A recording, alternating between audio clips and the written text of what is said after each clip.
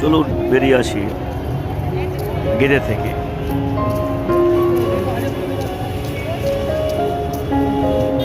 এখন এই মুহূর্তে রয়েছে শিয়ালদা স্টেশনে। এই গেদে লোকাল 5:15-তে। শিয়ালদা থেকে আমরা এই গেদের স্টেশনের কাছাকাছি পৌঁছে গেছি। এই গেদে স্টেশনে আমরা রাততলা নেমেছি, তারই কিছু ছবি রয়েছে। রাত্রের কিছু মুহূর্ত। পরের দিন ভোরবেলা স্টেশনে দাঁড়িয়ে কিছু ছবি তোলা হয়েছে। এখানে রয়েছে প্রিয়া, আমার শাশুড়ি মা, সুপ্রীতম এবং লিপি। এই লিপিদের একটি ছবি, বিএসএফ ক্যাম্পের সামনে উনি দোলনা তুলছিলেন। আর নাতি এবং দিদামা বিএসএফ ক্যাম্পের পাশ থেকে হেঁটে হেঁটে আসছে। এই যে তার কাটা আপনারা দেখতে পাচ্ছেন, ওপারেই হচ্ছে বাংলাদেশ। এখানে লিপিদের একটি ছবি।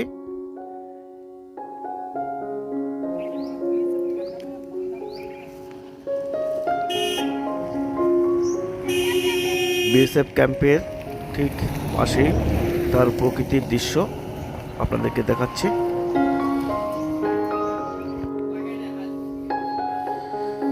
চারিদিকে সবুজে সবুজ এবং কুয়াশায় মেঘাচ্ছন্ন।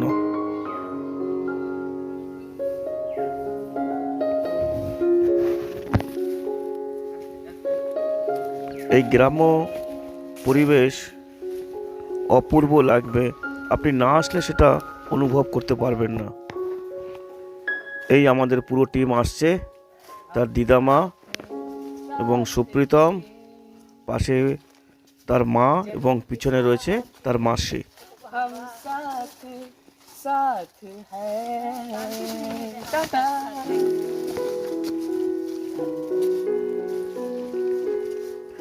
আর কিছুক্ষণ অপেক্ষা করুন, আমরা যে উদ্দেশ্যে এসেছিলাম সেটা আপনাদেরকে দেখাবো। তার দিদামা কি খুঁজতে খুঁজতে বোধহয় কোনো কিছু সন্ধান এসে, ও গাছের পাতা নেড়ে দেখবে, তাই। এইখানে দেখুন দু বোনের কীর্তি। বাগানে অজস্র লঙ্কা গাছ, সেখান থেকে লঙ্কা সংগ্রহ করছে।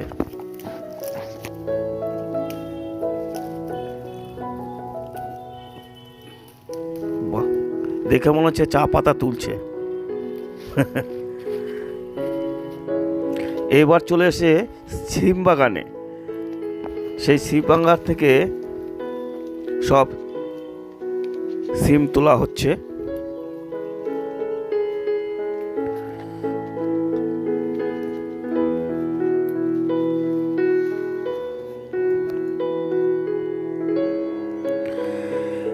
যেটা মেন উদ্দেশ্য, যেখানে আমরা এসেছি এর সন্ধানে আমরা এসেছি, খেজুর রস।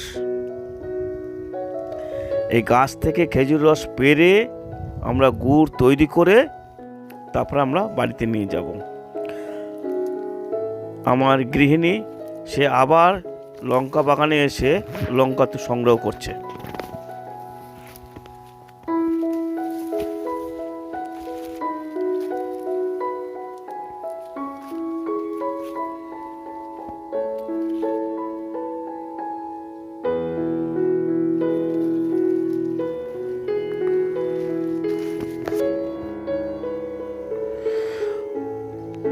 প্রকৃতির দৃশ্য সে নিজেই নিজেকে তুলে ধরে, না আসলে সেটা কোনো মতেই অনুভব করা যাবে না। চার দেয়ালের গণ্ডিতে বসে প্রকৃতি সব ছবি তুলতে ব্যস্ত।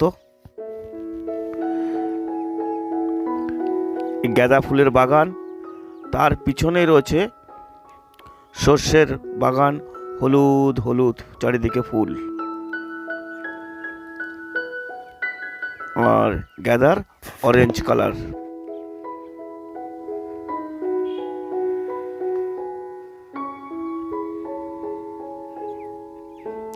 কুয়াশা, চারিদিকে ধোঁয়াশা।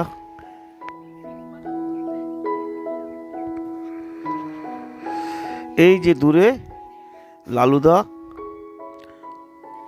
খেজুর রস সংগ্রহ করে নিয়ে আসছে।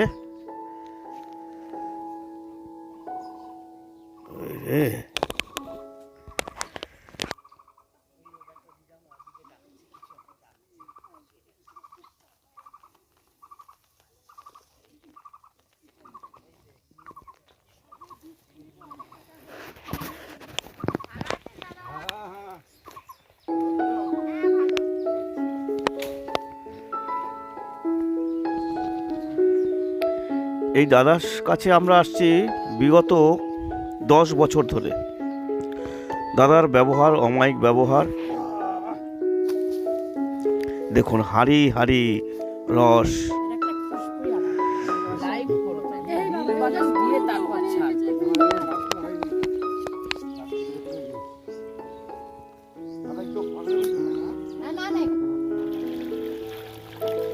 এই রস এনে সেটা একটি ছাঁকনির মধ্যে ছেঁকে ডোঙার মধ্যে দেওয়া হচ্ছে। পরে এটা জাল দিয়ে গুড় তৈরি করা হবে।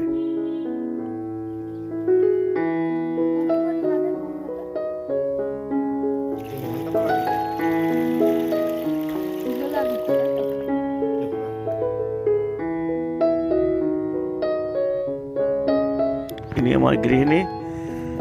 আর ওরা যে রস নিয়ে এসেছিল, সব হাঁড়িতে তো পুরো ভর্তি রস থাকে না, অল্প অল্প কিছু রস থাকে। সেটাই একটা হাঁড়ির মধ্যে আমার গৃহিণী এক জায়গায় করে দিচ্ছিল। আর এই ভাই যে দাঁড়িয়ে আছে, একটু অ্যাবনর্মাল, কিন্তু মন খুব ভালো। এর নাম হচ্ছে বিশাল, বিশাল ভাই।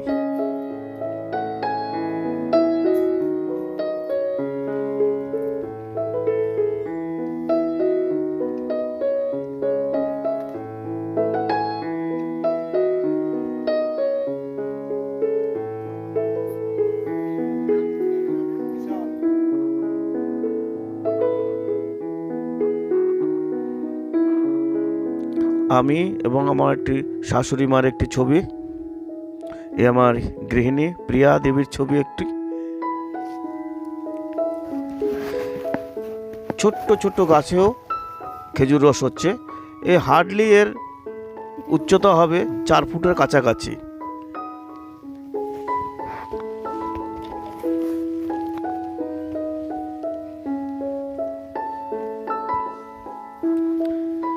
দেখুন, বিন্দু বিন্দু রস।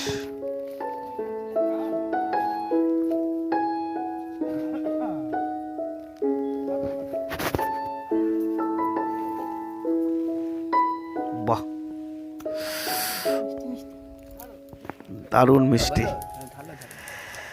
তার মাসি তার সন্তানকে হাঁড়ি করে রস ঢেলে দিচ্ছে। আমিও খেয়েছিলাম অবশ্য। সবাই আমরা যত পেরেছি রস খেয়েছি। কেউ 2 গ্লাস, কেউ 3 গ্লাস, কেউ 4 গ্লাস।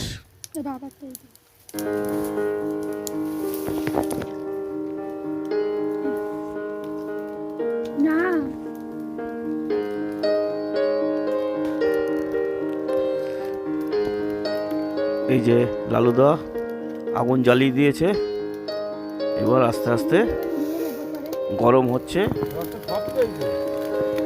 চারিদিকে ধোঁয়ায় ধোঁয়া। সুপ্রীতম সাহায্য করছে।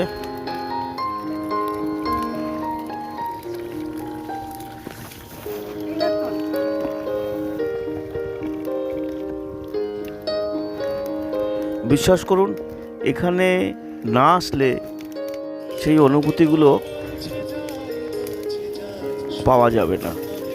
এই যে যার ছবি দেখছেন সামনে রয়েছে, এর নাম হচ্ছে স্পন্দন মিত্র। ইনি এখানে বসে পুরো রসের তদারকি করছে। আপনারা তো এর আগে ওকে দেখেছেন।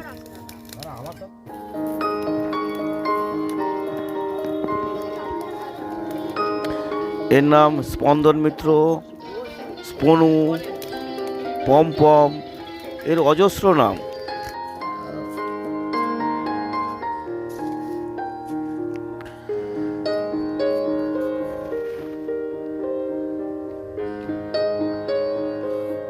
লালুদা যখন গুড় জার দিচ্ছিলেন, সেই সময় আমরা এই আশেপাশে জঙ্গল পুরো ঘুরে দেখছিলাম। মা আর মেয়ে তারাও জঙ্গল ঘুরতে বেরিয়েছেন।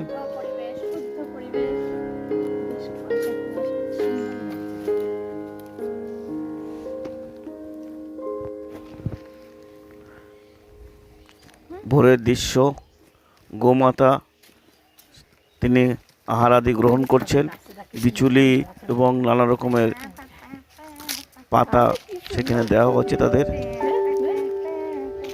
দূর থেকে একটি ছাগল এসে সে খাদ্য গ্রহণ করছে।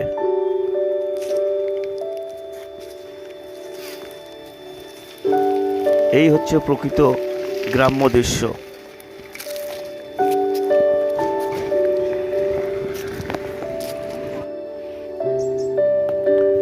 দূরে যে এটা দেখতে পাচ্ছেন, এটা হচ্ছে গোবর দিয়ে প্যাকাটির মধ্যে লাগানো হয়, এটাকেই জ্বালানি হিসাবে ব্যবহার করা হয়।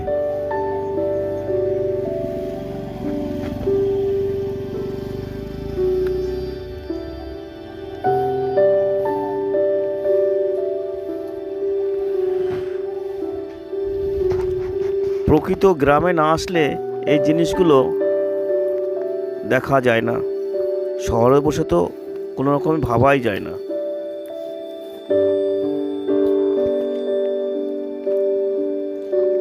এই গ্রাম্য বাড়িঘর,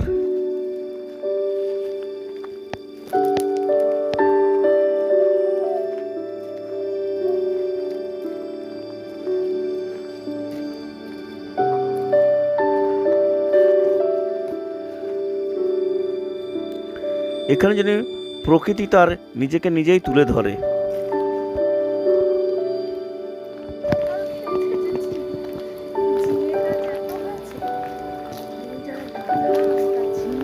কিছু ব্যক্তি গাছের গুঁড়ির উপরে বসে এপারে বসে ওপারে কথা বলছেন। করবে মোটামুটি সবজি খুব ভালো ছিল তো, এইবারটাই তো মার খেয়ে গেলাম।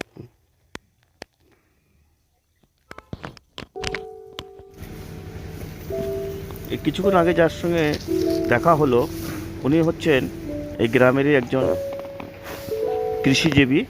এনার নাম হচ্ছে শচীন দা। অমায়িক ব্যবহার।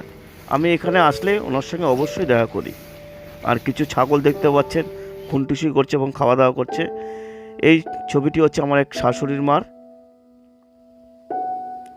শস্যের বাগানে। এই ছবিটি হচ্ছে আমার। প্রকৃতির দৃশ্য দেখুন, হাওয়াতে কীরকম কত সুন্দরভাবে সর্ষে ফুলগুলো দুলছে। একদিন বেরিয়ে পড়ুন না এই গ্রাম্য পরিবেশ দেখতে। সত্যি বলছি, মনটা কিন্তু ভালো হয়ে যাবে। আমরা কর্মজীবনে সারাদিন নানা কাজে আমরা ব্যস্ত থাকি, তার থেকে একবার প্রকৃতির সঙ্গে যদি মিলেমিশে যান, সত্যি ভালো লাগবে।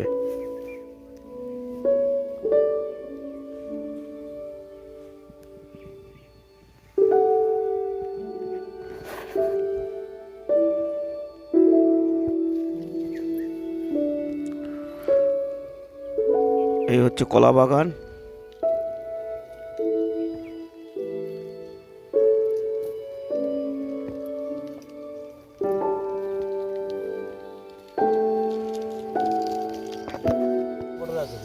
হ্যাঁ, ও আছে লুধিয়ানাতে, আছে ওদিকে পাঞ্জাব বর্ডারে।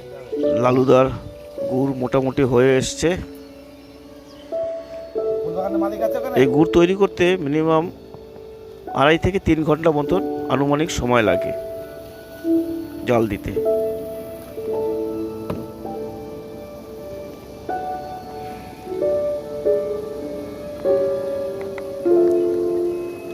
এই বাংলার বিখ্যাত নলের গুড়।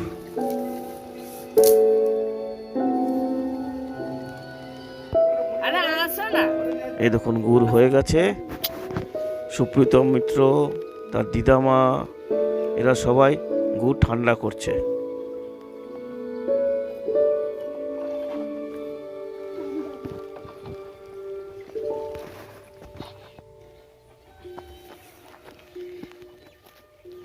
প্রিয়া রানীও তিনিও গুড় ঠান্ডা করতে ব্যস্ত হয়ে পড়েছেন। উরি বাবা, দেখুন স্পন্দন মিত্র বসে নেই, উনি এসেও হাত লাগিয়ে দিয়েছেন গুড় ঠান্ডা করার জন্য।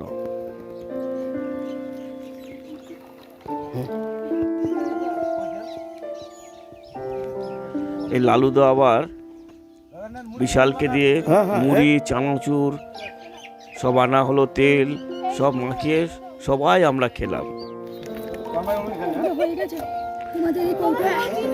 এই কিছু ছেলে তারা মর্নিং ওয়াক করছিল, লালুদা সবাইকে আবার তাদেরকে গুড় দেওয়া হলো, সবাই গুড় খেতে চলে এসেছে। এরপরে আমরা ওই মুড়ি দিয়ে গুড় দিয়ে খেয়ে দেখলাম তার অপূর্ব স্বাদ। সেটা ওখানে বসে না খেলে, বাড়িতে বসে খেলে কিছুতেই বোঝা যাবে না। এবার আমরা গুড় নিয়ে এবার আমাদের বাড়ি ফেরার পালা। সত্যি মনটা ভারাক্রান্ত হয়ে আসছে। বিশ্বজিৎ দাঁড়িয়ে আছে, বিশ্বজিৎকে এবং লালুদাকে আমরা বিদায় জানালাম। তোমরা ভালো থেকো, আবার সামনের বছর তোমাদের সাথে দেখা হবে। দেখা হবে। হ্যাঁ হ্যাঁ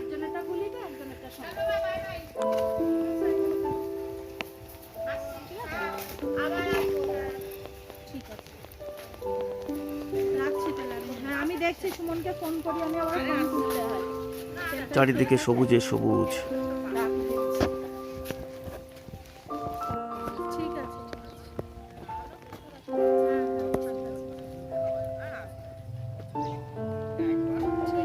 এত সুন্দরভাবে আমার মনে হয় এর আগে কখনো কেউ এরকম গেদে গ্রাম বাংলাকে তুলে ধরেনি। এবার আমরা ট্রেনের অপেক্ষায় ছিলাম। স্পন্দন মিত্র তার মাসির কোলে রয়েছে। এবার আমরা বাড়ির দিকে আসছি। সবাই ভালো থাকবেন, নমস্কার।